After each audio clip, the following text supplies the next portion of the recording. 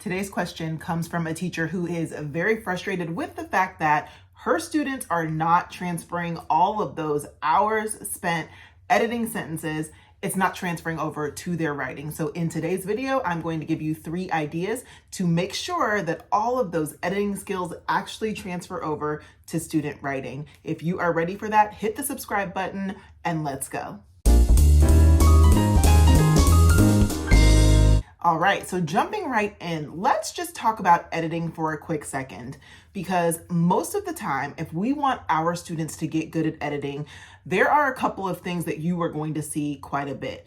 Number one, you're going to see a strategy like CUPS, or sometimes it's called COPS, and it's going to be an acronym, and you're going to teach the kids what each one of those steps mean.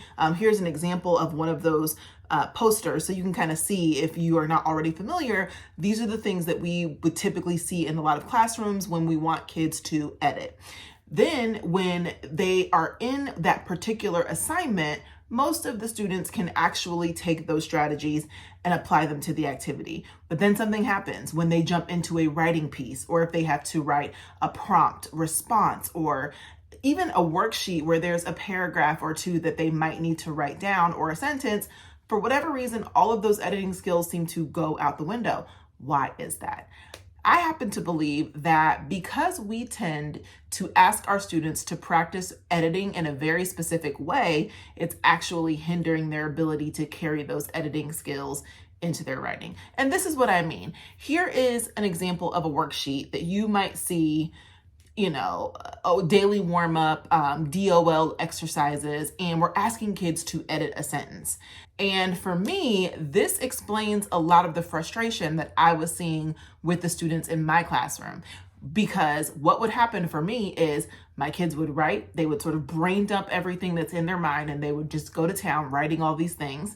And then we would look at it, and what would happen? There would be no punctuation. There would be very few capital letters. And I can remember so many times saying, oh my gosh, you have to go add punctuation. Don't forget COPS, don't forget CUPS, whatever the strategy was.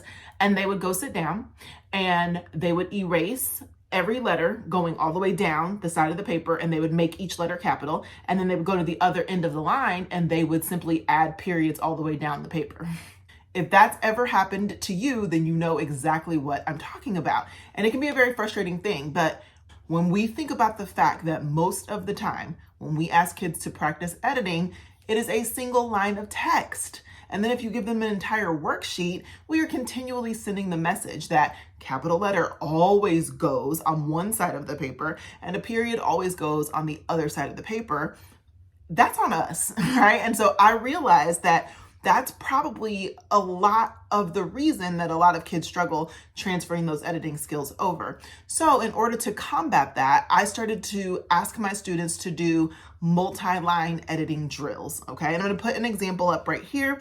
So this is an example of a slide that we would warm up writing. I'm a firm believer in warming up the writing block. I don't like to just jump into a writing lesson cold. No, I wanna warm my writers up just like we do in math or even reading. We tend to warm our kids up. And so for writing, it's no different. So for me, I will either warm up with a syntactic awareness drill. And if you want to know more about that, I will put a link to that video here that you can check out after this one. But syntactic awareness, or I will warm up with an editing drill that looks like this.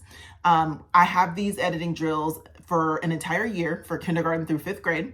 And they're really powerful because depending on the grade level, they will either have more than one thought included, or there will be more than one line of text, even if it's one sentence, because I want them to have a daily opportunity to look at some text that spans multiple lines, and it forces them to think about the phrasing or the position of the capital letter, of the end mark. And so those are the things that really show up when we're trying to get our kids to transfer those skills over. Those are the things that are often lacking. And so with that daily practice, that has been something that has been really helpful. The second tip I have is the fact that we can do even a drill like this every single day, but if we as the educator are not making sure that we are intentionally communicating the fact that those skills have to transfer, then we're missing a lot of students right there. So what does that look like?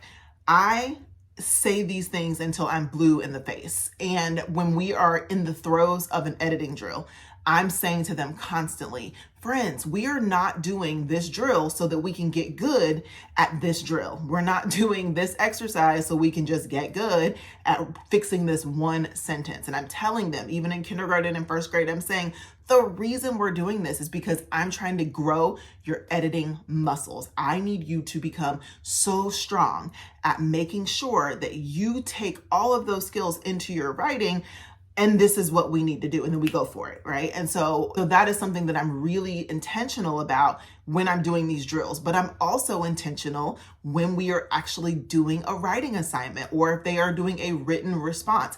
I will pull a slide up, and before we do any writing, I will say, why do we do these every day? And I'll get a couple of responses. Because you said that we're really learning how to grow that editing muscle, and this is why, and they'll just give me some answers, and I'll say, that's exactly right. So my expectation for you today is to make sure that you are taking all of these skills that we practice every single day, and I want to see them in your writing, okay? And there is such power in making sure you are very explicit about that, because I think a lot of times you can assume, well, yeah, we're practicing this skill here, so of course they'll use it. Those are very different cognitive asks of our students. One is a guided practice where they have to execute a skill, and the other is asking them to take those skills and apply them, which is much more complex.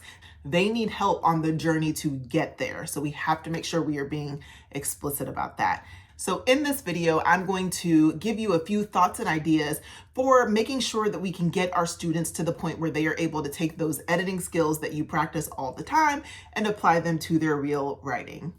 And so, you know what? For me, this has made all of the difference. Making sure that you are giving students an opportunity to practice multi-line editing, combined with that explicit bridging of skills where you tell the students, like, this is why we're doing this, and these are the expectations that I have. Another thought or tip that I have is anytime you are practicing these sort of editing drills, you really need to make sure that you are making the phrasing of the editing very clear. I'm going to intentionally read this slide with the phrasing that I want them to hear so that they can properly edit this sentence. So I'm going to say, I got an enormous bug from my back porch. I wasn't scared to touch it, but I'm not going to say that just one time. I'm not going to read that sentence one time and say, good luck editing. I'm going to read that a couple of times as they are editing, or we're going to take a minute with no pencils and we're just going to listen to it a few times. I might even have them repeat it after me a few times because we really want to make sure that they hear the phrasing of it. When they hear where the thought begins and ends, they're going to be able to know, oh, I have to put some punctuation right there because that was the end of a phrase. Oh, if I put a period there, then I'm going to start a new thought, and that new thought is going to need a capital letter. They have to have that explicit connection because this is what is missing when it comes to the transferring of skills. We keep giving them single lines of text. They don't get the opportunity to really grapple with those phrases, and then we throw them into their own writing. And they're just looking like, period. I'm done. I'm out of here. All right. So I would say this a few times. I got an enormous bug from my back porch. Maybe I want them to put an exclamation point there. So I'm going to read it like that. I wasn't scared to touch it. All right. And I'm going to keep saying that over and over. And they're going to be able to hear that phrasing, and then that will help them punctuate. Then when they get into their writing, they can read their own phrasing out loud, and they'll have that skill, that muscle will be stronger to listen to their own phrasing and to properly punctuate it. Like anything, this takes time. These are skills that have to be developed and refined over the course of the year. Stay the course. These slides are all available in my Reimagine Writing program. There is an entire year's worth of them already available, or if you would like to purchase them individually, you can check out the link in my profile to see those, or you don't need any of these and you could just create them on your own. Pull up a Word document, write a couple of sentences, remove the punctuation, mess up a few words that you want your kids to spell properly based on the spelling patterns that you guys have been working on, and have them edit while you read the phrase over and over. And it's going to make them so much better when it comes to editing.